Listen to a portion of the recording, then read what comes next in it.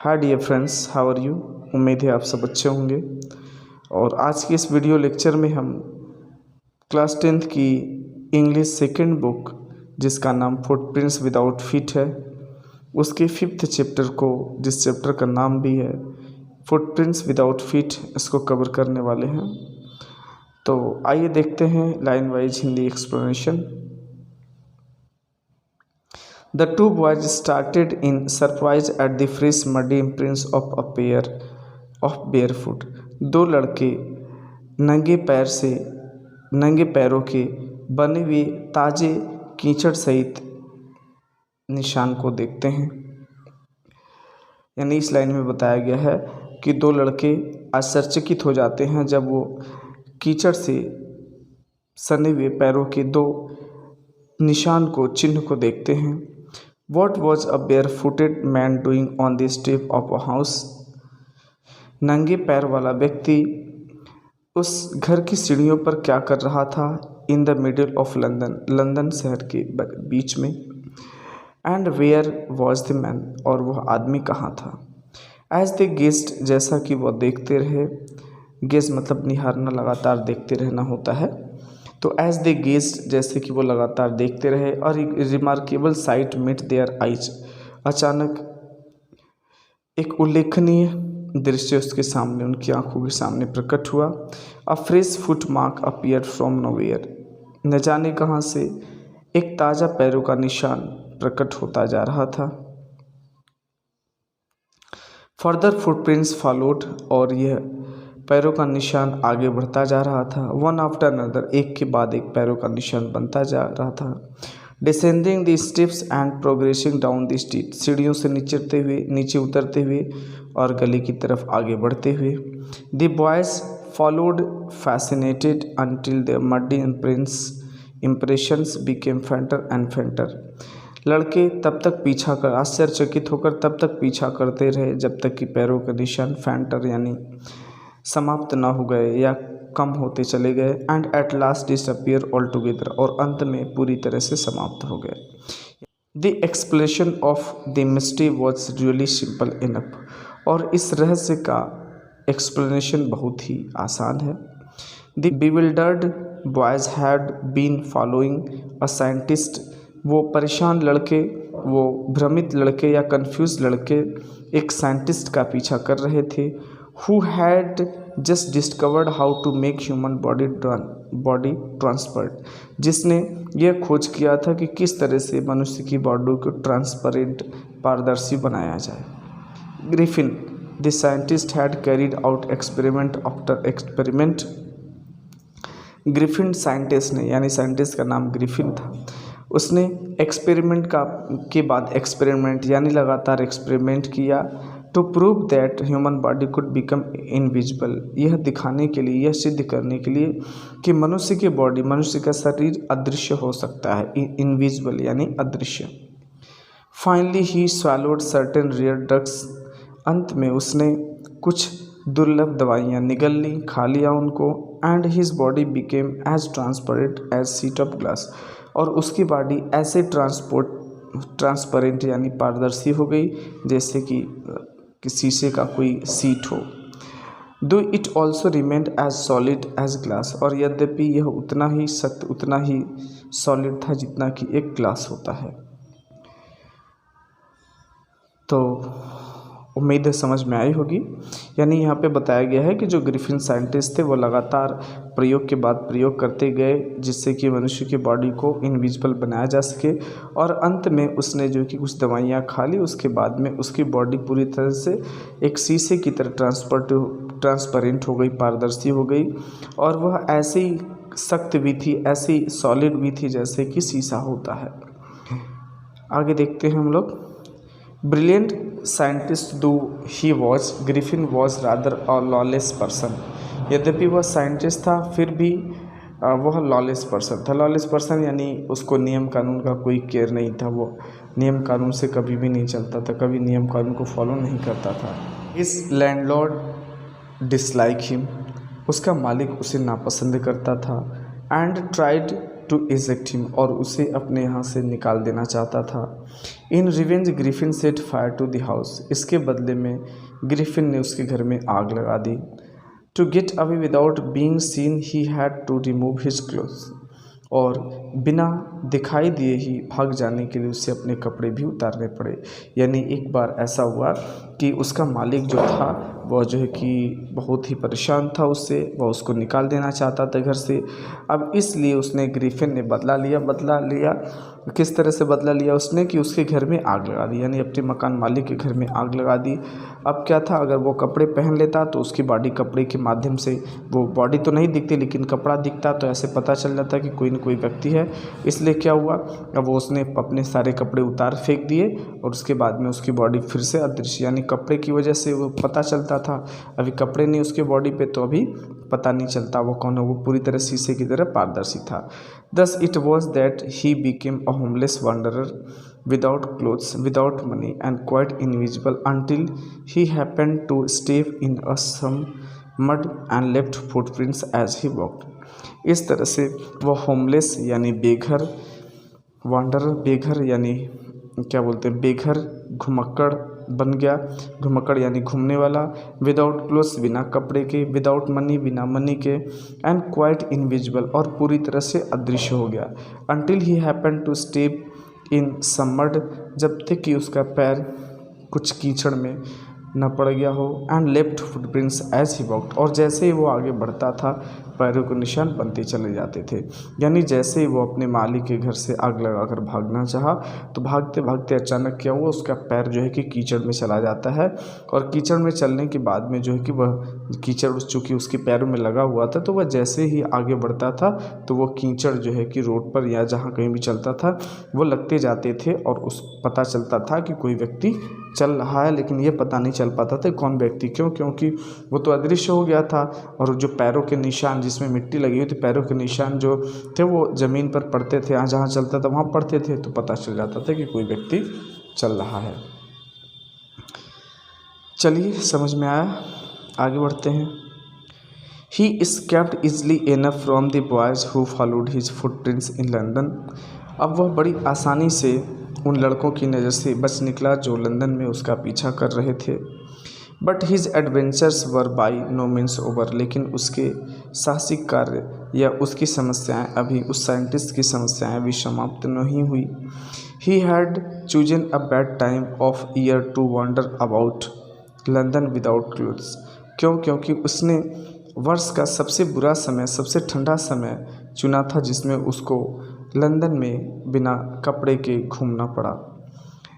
यानी जब वो वहाँ से भागा था तो उस समय जो है कि लगभग जनवरी का महीना रहा होगा, कड़ाके की सर्दी पड़ रही थी। इट वॉज मिड विंटर, यह मध्य विंटर थी यानी जाड़ा था।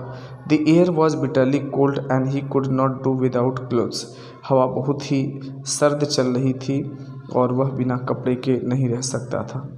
Instead of walking about the street, गलियों में घूमने की बजाय he decided to sleep into a big London store for warm, उसने निश्चय किया कि वह लंदन के एक बड़े स्टोर में गर्मी के लिए यानी अपने आप को गर्म रखने के लिए, ठंडी से राहत पाने के लिए वो घुस जाएगा। क्लोजिंग टाइम अराइव्ड, जैसे ही उसका दुकान का यानी उस स्टोर का बंद होने का समय आया, and as soon as the doors were shut Griffin was able to give himself the pleasure of clothing and feeding himself without regard to expend. जैसे ही उस दुकान के बंद करने का समय आया तो अब उसको यानी ग्रिफिन को समय मिल जाता है, ग्रिफिन को चांस मिल जाता है वहाँ पे कपड़े पहनने का, खाने पीने का, वो बिना किसी खर्च के आनंद लेना शुरू कर देता है। He broke open boxes and wrapper, उसने बॉक्सेस और रैपर्स को ओपन कर दिए, तोड़ दिए। And fitted himself out with warm clothes, और अपने आप को गर्म कपड़ों से ढक लिया। Soon with shoes and overcoat and a wide brimmed hat, जल्दी ही उसने शूज, ओवरकोट यानी एक लंबे कोट और एक चौड़ी ब्राइम्ड मतलब चौड़ी, वाइड और ब्राइम्ड यानी ऐसी हैट यहाँ पे हम फिगर में देख सकते हैं। ये जो है ऊपर हैट इस तरह की जो है कि ये कैप होती है, तो उस कैप को उसने, एक टोपी को उसने पहन लिया। He became a fully dressed and visible person. अब वह पूरी तरह से ड्रेस्ड यानी कपड़ों में आ गया और वह पूरी तरह से विजिबल पर्सन यानी दृश्यक व्यक्ति बन गया, जिसको कोई भी बड़े आराम से देख सकता था। In the kitchen of restaurant he found cold meat and coffee. अब उस रेस्टोरेंट के किचन में उसने कुछ मीट और कुछ कॉफ़ी को पाया। And he followed up the meal with sweets and wine taken from the grocery store. उसके बाद में ग्रोसरी स्टोर से आगे बढ़कर उसने कुछ मील भोजन, कुछ मिठाइयाँ और कुछ वाइन ग्रोसरी स्टोर से ले लिए।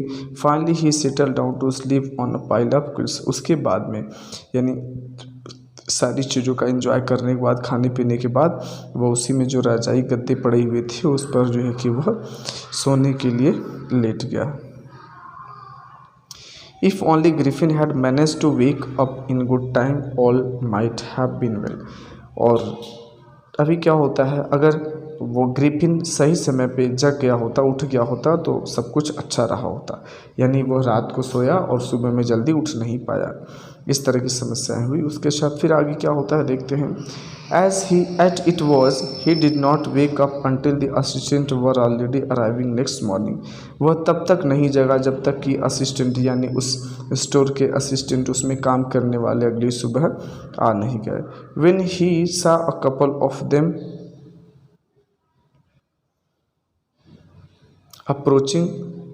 जब उसने उसमें से दो को अपनी तरफ आगे बढ़ते हुए देखा। He panicked and began to run. वह घबरा गया, पैनिक यानी घबरा जाना। वह घबरा गया और दौड़ने लगा, भागने लगा। They naturally give a chase. अब वो उसका पीछा कर लिए। In the end he was able to escape only by quickly taking off his newly found clothes. अब वह अपने उस नए कपड़ों को निकाल कर, फेंक कर बस निकलने में सफल रहा। यानी अंत में वह जो है कि अपने कपड़ों को उतारने के बाद, यानी अपने जब वो चेस करने लगे, पीछा करने लगे, तो उसने फटाफट अपने कपड़ों को उतार फेंका। उसके बाद में वो अदृश्य हो गया और भाग निकला। So once more he found himself invisible. इस तरह से वह फिर से अपने आप को एक बार इनविजिबल बना लेता है। But naked in the chill January air. लेकिन अभी कड़ाके की जनवरी महीने की कड़ाके की जो सर्द हवाएं चल रही थी, उसमें अपने आप को नेक्ड पाया। This time he decided to try the stock of theatrical company in the hope of finding not only clothes but also something that would hide the empty space above his shoulders. This time, इस समय, he decided to try the stock of theatrical company. अब वह एक theatrical company यानी एक नाटक की company जो थी, उसके स्टॉक में घुसने का प्रयास किया। In the hope of finding, इस उम्मीद में कि नॉट ओनली क्लोथ्स, कि वह सिर्फ कपड़े ही नहीं पाएगा, but also something that would hide the empty space above his shoulder. इस उम्मीद में कि वह सिर्फ कपड़े ही नहीं बल्कि कुछ ऐसा भी उसको मिलेगा जिससे कि शोल्डर के ऊपर यानी उसके फेस वगैरह भी ढक जाएंगे जहाँ ठंड लग रही हो। यानी अभी वो क्या करता है, एक थिएट्रिकल, एक नाटकीय कंपनी में प्रवेश कर जाता है और वहाँ पे प्रवेश करने के बाद में एक थिएटर में प्रवेश कर जाता है और इस उम्मीद में प्रवेश करता है कि वहाँ पे सिर्फ पहनने के लिए कपड़े ही नहीं मिलेंगे बल्कि फेस वगैरह ढकने के लिए भी कुछ कपड़े मिल जाएंगे। Shivering with cold he hurried to Drury Lane. अब ठंड से कांपते हुए वह शीघ्रता से ड्रूरी लैंड की तरफ जाता है। The centre of theatre world, जो थिएटर वर्ल्ड का सेंटर था, केंद्र था। ही सून फाउंड अ सुटेबल शॉप। जल्दी ही उसे एक अच्छी शॉप मिल गई। He made his way invisible upstair and came out a little letter wearing bandages round his forehead, dark glasses, false nose, big bushy side whiskers and a large hat. अभी वह जल्दी से ऐसे ही एक सूटेबल शॉप पा जाता है, उसके बाद में उसमें प्रवेश करता है।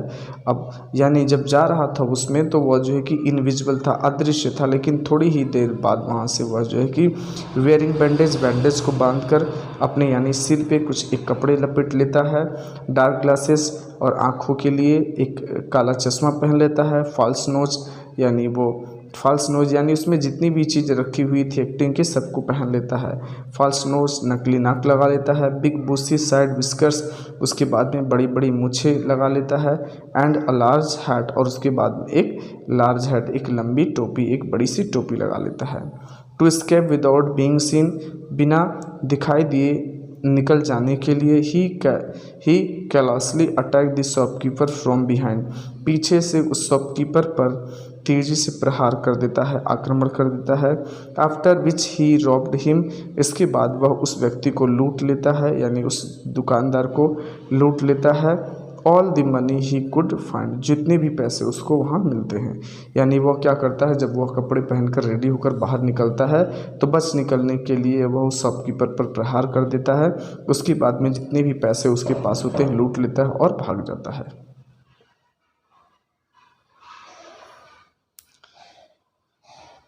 आइए चलते हैं आगे। Eager to get away from crowded London he took a train to the village of Iping, अब उस भीड़ भरे लंदन से बच निकलने के लिए वह आइपिंग विलेज के लिए एक ट्रेन पकड़ लेता है। Where he booked two rooms at the local inn, जहाँ पे लोकल इन में यानी लोकल होटल में वह जो है कि 2 रूम बुक कर लेता है। The arrival of a stranger at an inn in winter was in any case an unusual event, और एक अजनबी का ऐसी कड़ाके की सर्दी में एक होटल में आना एक विचित्र घटना लगती थी। A stranger of such uncommon appearance set all tongue waving, और इस तरह से अनकॉमन अपीयरेंस के साथ किसी भी व्यक्ति का आना लोगों के लिए चर्चा का विषय बन गया। Mrs Hall the landlord's wife made every effort to be friendly, और जो मिसेस हॉल थी, जो लैंडलॉर्ड्स की वाइफ थी, उसने पूरा प्रयास किया कि उसके साथ फ्रेंडली हो जाएं, उससे बातचीत करें। But Griffin had no desire to talk and told her, लेकिन ग्रिफिन की उससे बात करने की यानी लैंडलॉर्ड से बात करने की कोई इच्छा नहीं थी, और उसने मालकिन को बता दिया, my reason for coming to Iping is a desire for solitude, मेरा यहाँ आने का सिर्फ और सिर्फ एक ही मकसद है, सॉलिट्यूड यानी अकेलापन, यानी अकेले रहना। I do not wish to be disturbed in my work, मैं नहीं चाहता कि मेरे काम में कोई दखल दे। Besides an accident has affected my nose, और इसके अलावा एक एक्सीडेंट ने मेरे फेस को अफेक्ट किया, प्रभावित कर दिया है। Satisfied that her guest was an eccentric scientist, and in view of the fact that he had paid her in advance, Mrs. Hall was prepared to excuse his strange habits and irritable temper. अब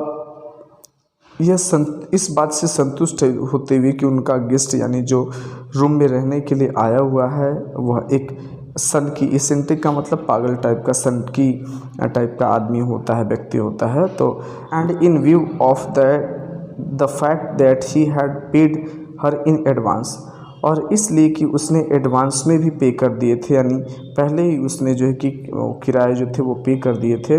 Mrs Hall was prepare to excuse the strange habit and irritable temper, तो Mrs Hall जो थी वो पूरी तरह से उस strange habit और इरिटेबल टेम्पर को यानी इरिटेटिंग टेम्पर को जो है कि पूरी तरह से एक्सक्यूज छोड़ने को तैयार थी, यानी उसके तरफ ध्यान नहीं देना चाहती थी। But the stolen money did not lost long, लेकिन चुराए हुए पैसे बहुत समय तक नहीं चलते।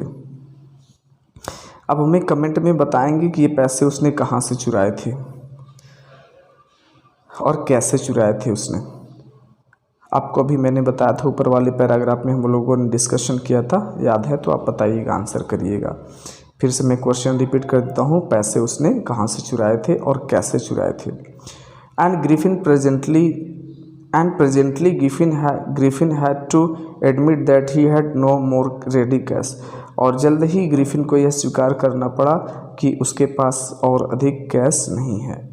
ही pretended however that he was expecting a cheque to arrive at any moment.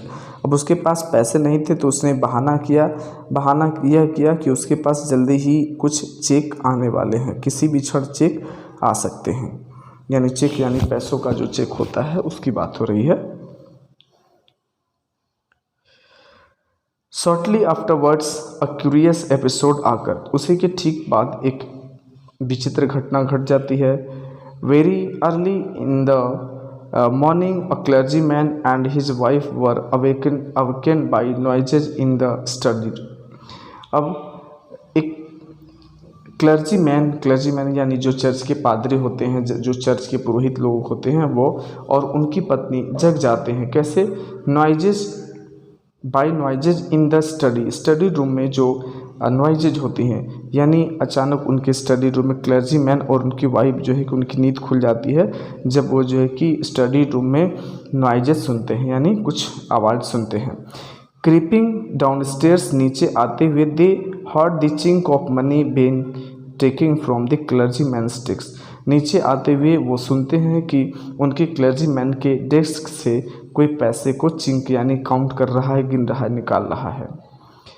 Without making any noise and with a poker grasp firmly in his hand, बिना किसी शोर के, एंड विद अ पॉकर मतलब एक लोहे की छड़ होती है, उसको पॉकर बोलते हैं हम लोग। ग्रैस्प मतलब पकड़ना, फर्मली मतलब दृढ़ता से।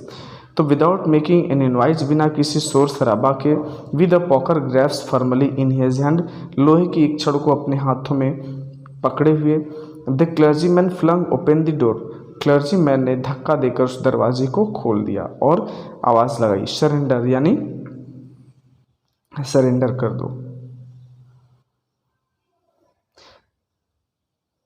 Then to his amazement he realize that, तभी आश्चर्य से उन्होंने यह महसूस किया कि the room appear to be empty, कि रूम पूरी तरह से खाली है।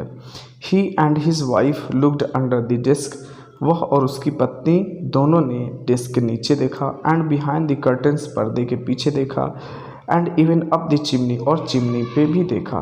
There wasn't a sign of anybody, किसी भी व्यक्ति के कोई चिन्ह निशान नहीं थे। Yet the desk had been opened, यद्यपि फिर भी डेस्क जो था वो खुला हुआ था। And the housekeeping money was missing, housekeeping मतलब घर के जो खर्च थे, जो घर के खर्च थे वो मिस थे, यानी गायब थे। Extraordinary affair, the clergyman kept saying for the rest of the day. अब उस पूरे दिन जो क्लर्जीमैन था बस यही बोलता रहा, एक्स्ट्राऑर्डिनरी अफेयर, यानी विचित्र घटना हो गई यार, कोई आया भी नहीं और ड्रॉवर ओपन है और पैसे भी गायब हैं, बस यही वह दिन भर बोलता रहा, बोलकर परेशान रहा। But it was not an extraordinary as the behaviour of Mrs Hall's furniture a little later that morning, लेकिन यह उतना विचित्र नहीं था, उतना एक्स्ट्रा ऑर्डिनरी नहीं था जिस तरह से उसी सुबह में मिसेस हॉल की चेयर नीचस ने बिहेवियर किया था। यानी बताया जा रहा है कि यह उतनी विचित्र घटना नहीं थी जितनी विचित्र घटना जो है मिसेस हॉल के फर्नीचर के साथ उसी सुबह में हुई थी। क्या था घटना, उसको भी हम लोग देख लेते हैं, आइए देखते हैं। The landlord and his wife were up very early, landlord और उनकी वाइफ जो है जल्दी जग गए। And were surprise to see the scientist door wide open, और यह देखकर आश्चर्य हुए कि साइंटिस्ट का जो दरवाज़ा है वो पूरी तरह से खुला हुआ है। Usually it was shut and locked, यद्यपि यह हमेशा बंद होता था और लॉक भी होता था। And he was furious if any one enter his room, और वह क्रोधित हो जाता था यदि कोई भी व्यक्ति उसकी कमरे में प्रवेश करता था।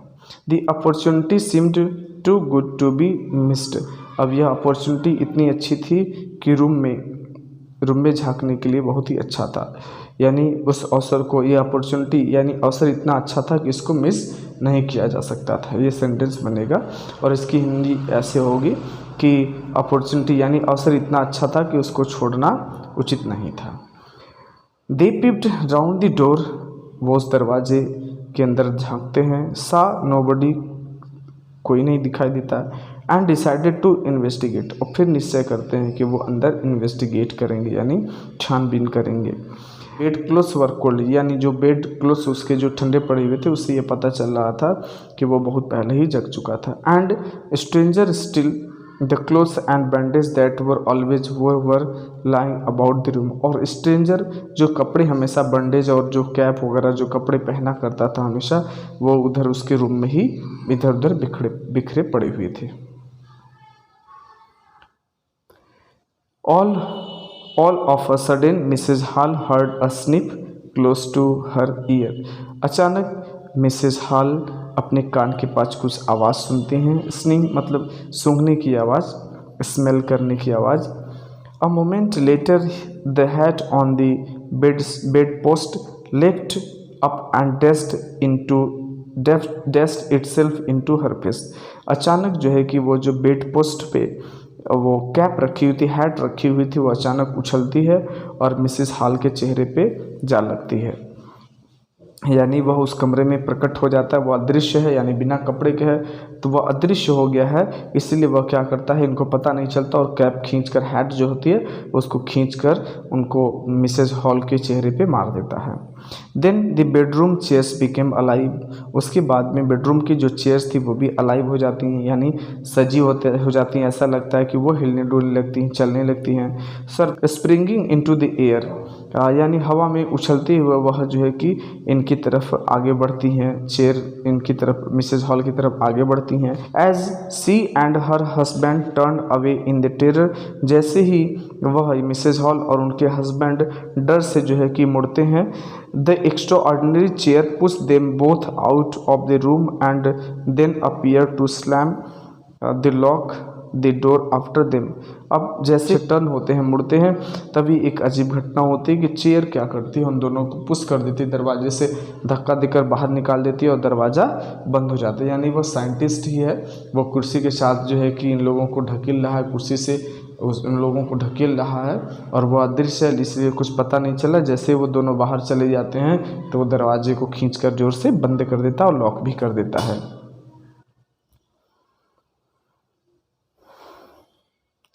Mrs hall almost fell down the stairs in hysterics, अब मिसेस हॉल जो थी वो लगभग मूर्छित होकर सीढ़ियों पर गिर जाती हैं। She was convinced that the room was haunted by spirit, अब उनको पूरा विश्वास हो जाता है कि इस रूम में कोई स्पिरिट है, कोई आत्मा है, भूत प्रेत वाली कोई आत्मा है। And that the stranger had somehow caused this to enter into her furniture, और उस स्ट्रेंजर ने किसी भी तरह से उन आत्माओं को उनके फर्नीचर्स में डाल दिया है। My poor mother used to sit in that chair she moaned, अभी आंख भरते हुए वो मिसेज हॉल कह रहे हैं कि मेरी माँ इन चेयर्स पर बैठा करती थी। To think it should rise up against me now, लेकिन अब यह जो है कि मेरे अगेंस्ट, मेरे विरुद्ध खड़ी हो उठी हैं। The feeling among the neighbours was that the trouble was caused by witchcraft, अब पड़ोसियों के अंदर की फीलिंग यह थी कि ये सारी समस्याएं जो है कि जादू टोने की वजह से होती है। विचक्राफ्ट मतलब जादू टोना होता है। तो बाकी पड़ोसियों में जैसे कुछ घटनाएं इस तरह की होती हैं तो हलचल मच जाता है जो है कि, तो ऐसे ही मिसेज हॉल के यहाँ जो भी घटनाएं हुई तो उसकी चर्चा जो है कि आसपास पड़ोस में भी हो गई और उनके जो पड़ोसी हैं उनके यहाँ ये इस तरह की बातें चल रही हैं कि ये सारी चीज़ें, घटनाएं जो हैं वो जादू टोने की वजह से हो रही हैं। बट विचक्राफ्ट और नॉट, लेकिन जादू टोना हो या ना हो, when news of the burglary at the clergyman's home became known, लेकिन वो जो बर्गलरी हुई थी यानी क्लर्जी मैन के यहाँ जो पैसे की चोरी हुई थी, the strange scientist was strongly suspected of having had a hand on it, तो पूरा सब लोगों का विश्वास हो गया है कि साइंटिस्ट ने ही जो है कि उस पर हाथ मारा, यानी साइंटिस्ट ने ही उस क्लर्जी मैन के पैसे चुराए हैं। Okay, suspicion grew even stronger, और यह यानी सस्पिशन ग्रीव इवन स्ट्रॉन्गर, शक और भी गहरा हो गया। When he suddenly produce some ready cash, जब उसने कुछ रेडी कैश जो है कि लाकर मिसेस हॉल को दिए।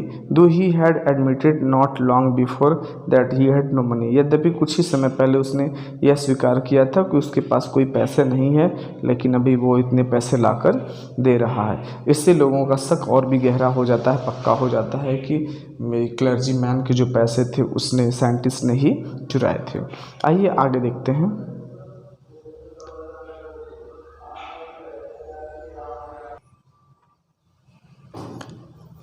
The village constable was secretly sent for, और चुपके से जो विलेज कांस्टेबल था उसको बुला लिया जाता है। Instead of waiting for the constable का इंतज़ार करने की बजाय Mrs Hall went to the scientist, Mrs Hall जो थी वह साइंटिस्ट के पास जाती हैं। Who had somehow mysteriously appeared from his empty bedroom, जो किसी भी तरह से रहस्यमय तरीके से या ढंग से अपने रूम से बेडरूम में आ चुका था।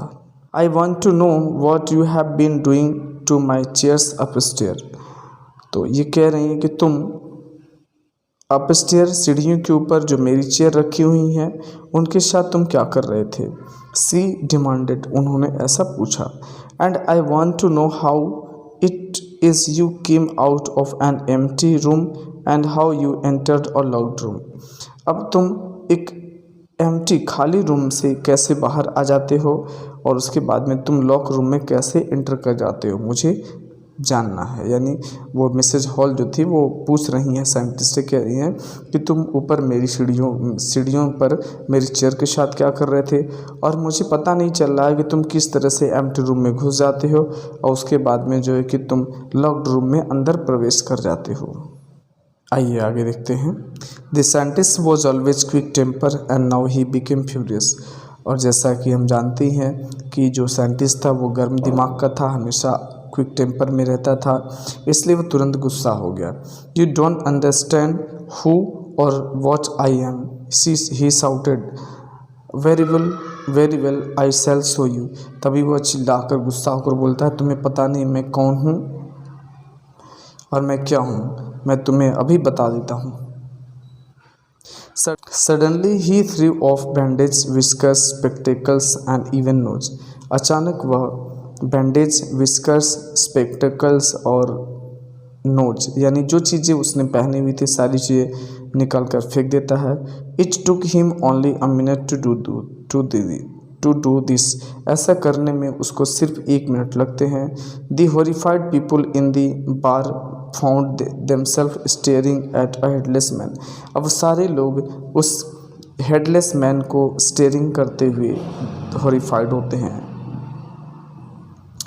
Mister Jaffer the constable now arrived, अब तक मिस्टर जैफर जो कांस्टेबल थे वो आ गए थे। एंड वॉज क्वाइट सरप्राइज्ड, और पूरी तरह से आश्चर्य थे।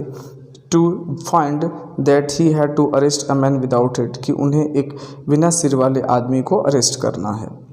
But Jeffers was not easily prevented from doing his duty, लेकिन मिसेस जॉफर जो थे वो इतनी आसानी से अपनी ड्यूटी से बच नहीं सकते थे, यानी वो इतनी आसानी से उसको नहीं छोड़ सकते थे। If a magistrate warrant ordered a person's arrest then that person had to be arrested, अगर किसी मजिस्ट्रेट ने किसी व्यक्ति को अरेस्ट करने का आदेश दिया है तो वह व्यक्ति अवश्य ही अरेस्ट होना चाहिए, विथ और विदाउट हिज हेड, चाहे उसका सिर हो या ना हो।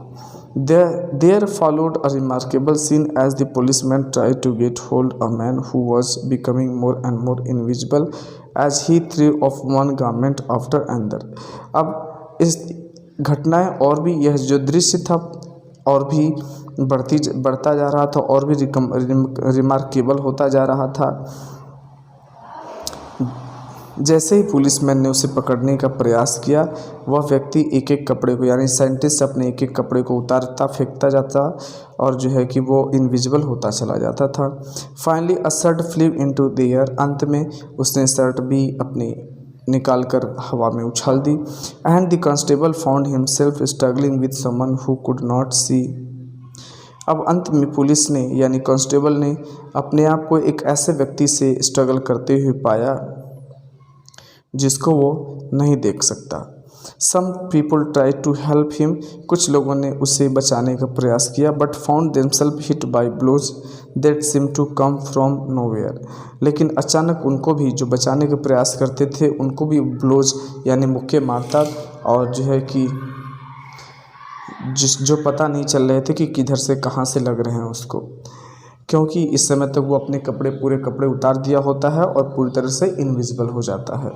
इन द एंड, अंत में Jeffers was knocked unconscious as he made a last attempt to hold on the unseen scientist, और अंत में मिसेस जॉफर जो हैं वो पूरी तरह से नॉक्ड यानी धक्का लगने से, पूरी तरह से ठोकर लगने से अनकॉन्शियस हो जाते हैं, जैसे ही वो लास्ट बार उस अनसीन यानी अदृश्य साइंटिस्ट को पकड़ने का प्रयास करते हैं।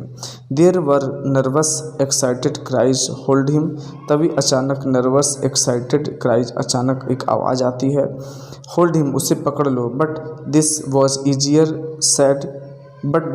ईजियर सैड देन डन, लेकिन ऐसा कहना करने से आसान था। Griffin had shaken himself free, ग्रिफिन ने अपने आप को फ्री कर लिया, and no one knew where to lay hands on him, और किसी को पता नहीं चल पा रहा था कि उसको कहाँ से कैसे पकड़ा जाए। तो डियर फ्रेंड्स, इस तरह से हमने इस चैप्टर को कंप्लीट कर लिया। अगर किसी तरह की क्वेरी हो तो प्लीज़ हमें कमेंट बॉक्स में लिखें, और अगर आप इस चैनल पर नए हो तो हमारे चैनल को सब्सक्राइब करें और इस वीडियो को लाइक भी करें, और हमारे चैनल को सब्सक्राइब नहीं तो सब्सक्राइब करें और अपने दोस्तों तक शेयर करें। मिलेंगे एक नई वीडियो के साथ, तब तक के लिए धन्यवाद। आपका दिन शुभ हो।